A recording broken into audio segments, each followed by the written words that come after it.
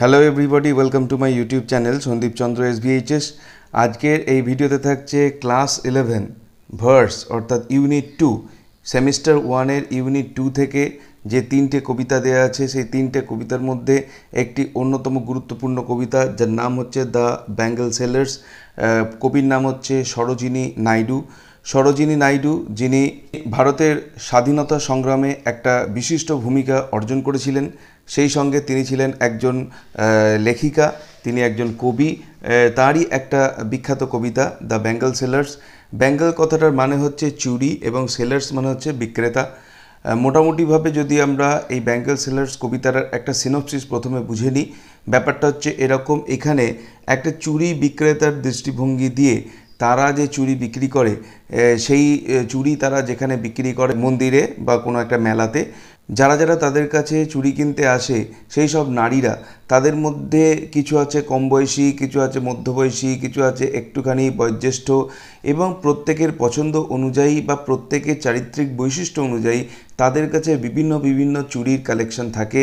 এবার কোন চুড়ি কাদের জন্য মানানসই এবং কেন তাদের জন্য সেটা উপযুক্ত, সেই বিষয়টি যেন এইখানে কবি তুলে ধরেছেন ব্যাঙ্গল সেলার্সদের বক্তব্যের মাধ্যমে। আমরা চলে আসছি কবিতায়। এই কবিতাটা থেকে যেহেতু MCQ টাইপ কোশ্চেন থাকবে, তাই প্রত্যেকটা লাইনকে ভালো করে বুঝে নিতে হবে। যারা এই চ্যানেলে নতুন এসেছো তাদেরকে আমি বলবো অবশ্যই চ্যানেলটিকে সাবস্ক্রাইব করে রেখো, কারণ আগামী দিনে এই টপিকগুলোর ওপরে আরও ভিডিও আসবে, আরও MCQ টাইপ কোয়েশ্চেন অ্যান্সার এগুলো তোমরা এই চ্যানেলে পাবে। আমরা শুরু করছি the bangle sellers. Bangle sellers R we who bear মানে বহন করা, ব্যাঙ্গল সেলার্স মানে হচ্ছে চুড়ি বিক্রেতা, আর উই তার মানে এটাকে একটুখানি ঘুরিয়ে বলা আছে, we are the bangle sellers, এটাকে ব্যাঙ্গল সেলার্স আর উই করে দেওয়া হয়েছে। এটাকে reversal of the sentence structure বলা হয়। আমরা হলাম সেই ব্যাঙ্গল সেলার্স, আমরা হলাম সেই চুড়ি বিক্রেতা, হু বিয়ার যারা বহন করি, আওয়ার শাইনিং লোডস, এখানে লোড কথাটার মানে হচ্ছে the load of the bangles, অর্থাৎ তারা যে এই বিভিন্ন ধরনের চুড়ি যেগুলোকে তারা বহন করে নিয়ে যায় সেগুলোতে একটা ভার আছে, এগুলোকেই লোড বলা হচ্ছে। Loads means the bangles. Our shining loads, shining মানে হচ্ছে উজ্জ্বল ঝকমকে যে চুড়িগুলো সেগুলোকে আমরা নিয়ে যাই টু দ্য টেম্পল ফেয়ার, আমরা নিয়ে যাই মন্দিরে যে মেলা সেইখানে, মন্দিরে নিয়ে যাই, মন্দিরের সামনে অনেক সময় মেলা হয়, সেই মেলায় গিয়ে আমরা এই চুড়িগুলো বিক্রি করি। হু উইল বাই, কারা কিনবে, দিজ ডেলিকেট, এই সুন্দর, ব্রাইট মানে উজ্জ্বল, রেইনবো টিন্টেড, রেইনবো টিন্টেড মানে হচ্ছে রামধনুর রঙে রঙিন, সার্কেলস অফ লাইট মানে হচ্ছে আলোর বৃত্তগুলি, এগুলি কারা কিনবে। লাস্চারাস টোকেন্স অফ রেডিয়েন্ট লাইভস, লাস্চারাস কথাটার মানে হচ্ছে উজ্জ্বল, টোকেন মানে হচ্ছে প্রতীক, প্রতীক বা নিদর্শন, অফ রেডিয়েন্ট লাইফ, রেডিয়েন্ট মানে হচ্ছে দীপ্তিময়, দীপ্তিময় বা সুখময় বা প্রাণবন্তময় এরকম বলতে পারি, লাইভস মানে জীবন। অর্থাৎ এই যে চুড়িগুলো সেগুলো হচ্ছে সুখ এবং প্রাণবন্তময় জীবনের একটা উজ্জ্বল প্রতীক। এই জিনিসগুলো কে নেবে, কোন জীবনের এগুলো উজ্জ্বল প্রতীক না, for happy daughters and happy wife's, অর্থাৎ যে সুখী কন্যা এবং সুখী স্ত্রী যারা রয়েছেন তাদের যে সুখ এবং প্রাণবন্তময় জীবন, সেই জীবনের উজ্জ্বল প্রতীক হচ্ছে এই যে চুড়িগুলো, যেগুলো হচ্ছে সুন্দর, যেগুলো হচ্ছে উজ্জ্বল এবং যেগুলো হচ্ছে রামধনুর রঙে রাঙানো। পরের যে প্যারা সেখানে বলছে সাম are made for a maidens wrist, কিছু কিছু চুড়ি যেগুলো হচ্ছে উপযুক্ত for a maidens wrist, maiden মানে হচ্ছে কুমারী কন্যা, তার কবজিতে পরবার জন্যে কিছু কিছু উপযুক্ত, মানে মিট বলতে এখানে আমরা মানানসই বলতে পারি, যে কোনোটা মানানসই হচ্ছে কোনো অবিবাহিত মেয়ের কবজির জন্যে। Silver and blue as the mountain mist, silver মানে হচ্ছে রূপলি অ্যান্ড ব্লু মানে হচ্ছে নীল, অ্যাজ দ্য মাউন্টেন মিস্ট অর্থাৎ পাহাড়ের গায়ে যে কুয়াশা থাকে সেই কুয়াশার যে রং সিলভার বা ব্লু তার মতোই কিন্তু এই চুড়িগুলোর কালার। এই দুটো কালার সিম্বলাইজ করে যে অবিবাহিত মহিলা বা অবিবাহিত মেয়ে তাদের যে পবিত্রতা, তাদের যে সরলতা, তাদের যে বিশুদ্ধতা রয়েছে তাদের মধ্যে, তাদের ক্যারেক্টারের মধ্যে, সেই জিনিসটাকেই প্রতিফলিত করে এই সিলভার এবং ব্লু মাউন্টেন মিস্টের কালারটা তাদের চুড়ির মধ্যে দিয়ে। Some are flushed like the birds that dream on the tranquil brow of a woodland stream. কিছু কিছু চুড়ি এরকম আছে যেগুলো ফ্লাস্ট মানে হচ্ছে কালারফুল, লাইক দ্য বার্ডস, কিছু যে ফুলের কুড়ির মতো, that dream on the tranquil bro.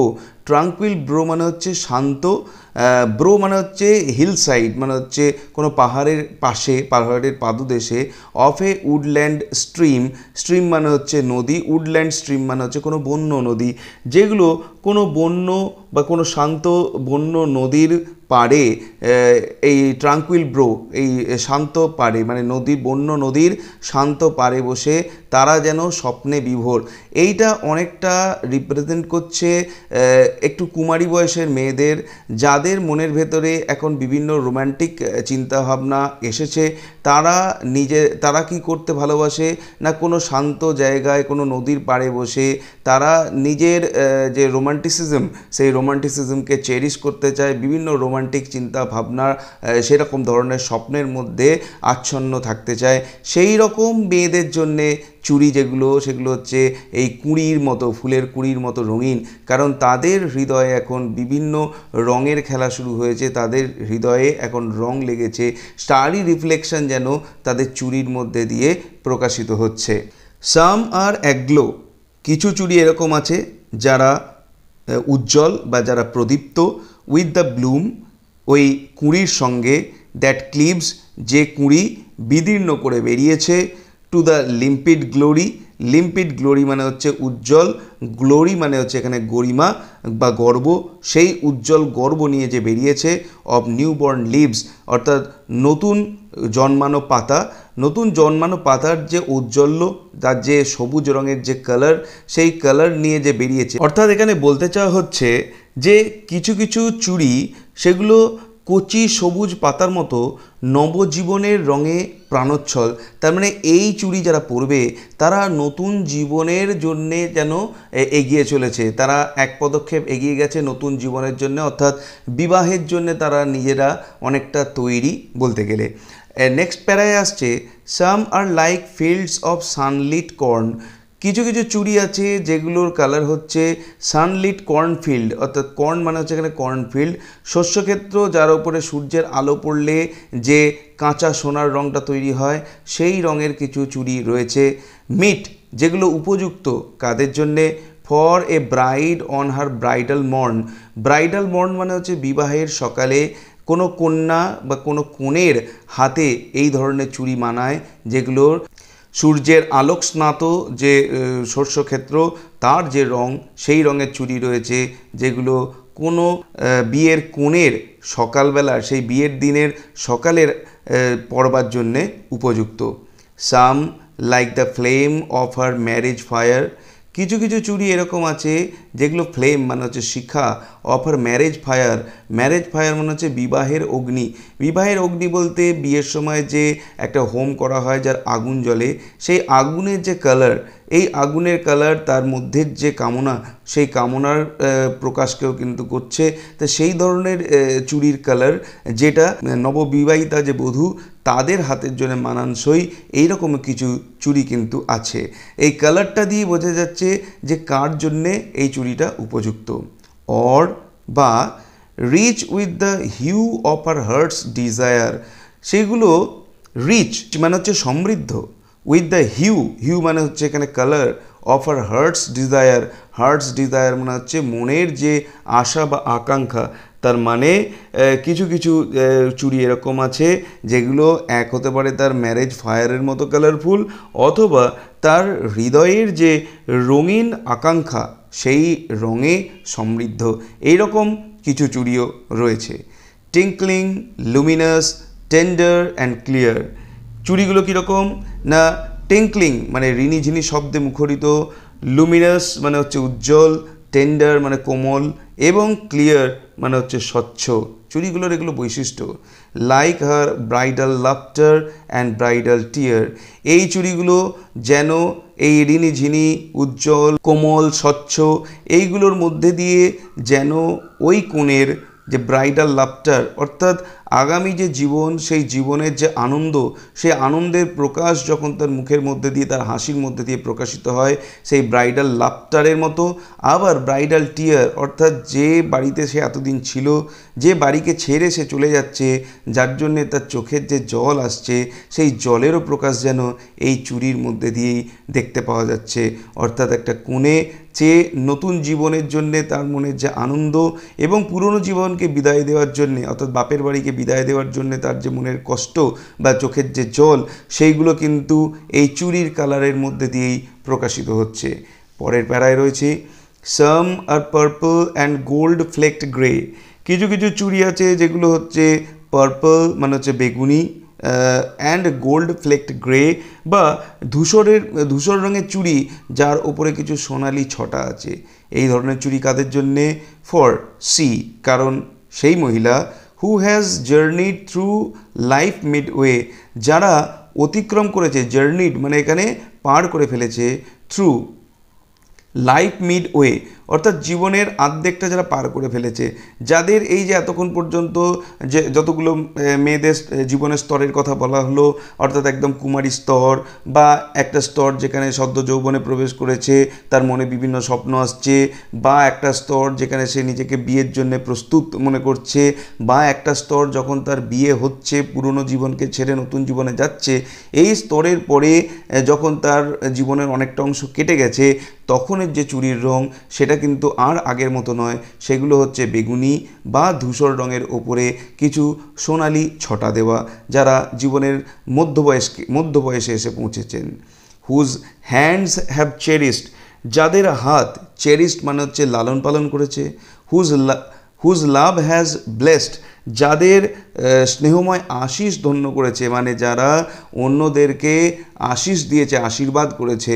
অর্থাৎ তারা এই বয়সে গেছে, এই বয়সে এসে পৌঁছেছে, যে বয়সে তারা নিজেদের যে সন্তানাদি তাদেরকে মানুষ করেছে, তাদেরকে আশীর্বাদ ধন্য করেছে, তাদেরকে স্নেহ দিয়েছে, দিয়ে তাদেরকে বড় করে তুলেছে।